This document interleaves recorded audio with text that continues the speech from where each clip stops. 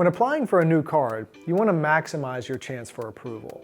You're probably familiar with some things that impact that, things like credit score and debt-to-income ratio. But Chase has one peculiar rule of its own, known as the 524 rule. So, what exactly is the 524 rule? Let's dive in. Typically, Chase will automatically reject your application if it notices that you've opened 5 or more cards across all issuers in the past 24 months. And asking for reconsideration generally doesn't work out, with one small exception, which we'll get into. So the 524 rule isn't an official published rule, so Chase reserves the rights to change the stipulations of this rule at any time. But from what we know about it, you'll need to have 4 or fewer cards already opened for them to automatically approve your next application, assuming you're in good credit. If you have 5 or more, you'll probably have the application rejected. This also includes most business cards, and it includes authorized users. So if you're an authorized user on a card that your spouse or partner has opened, Chase will see that as an opened account. So are there any exceptions to this rule? Well, some of your conversions and upgrades may actually count against you. So if you've had a card and then you upgraded to a different card, Chase may actually see that as a new opened account.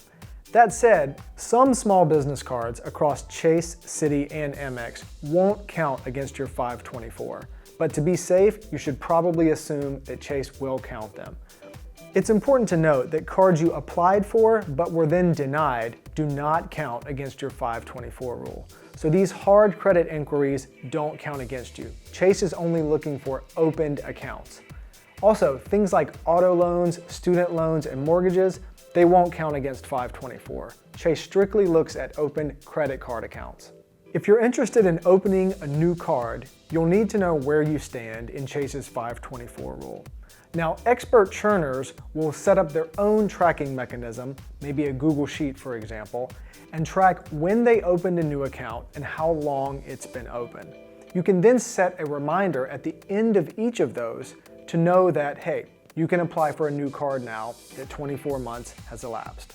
Chase's 524 policy is frustrating and quirky, but not completely insurmountable. If you really want a card and you see a rejection notice, first give Chase a call to see if one of those accounts it's holding against you is actually an authorized user account on someone else's card. If you've been on an account opening spree over the past 2 years, your best bet is to prioritize and pace yourself. It's generally not a great idea to open a lot of accounts in a very short period of time. So if you're already up against that 524 rule, take a good look at what new card you want to sign up for and plan out a schedule of when you should apply for it. That will maximize your chance for approval. To learn more about this, be sure to check out our link below.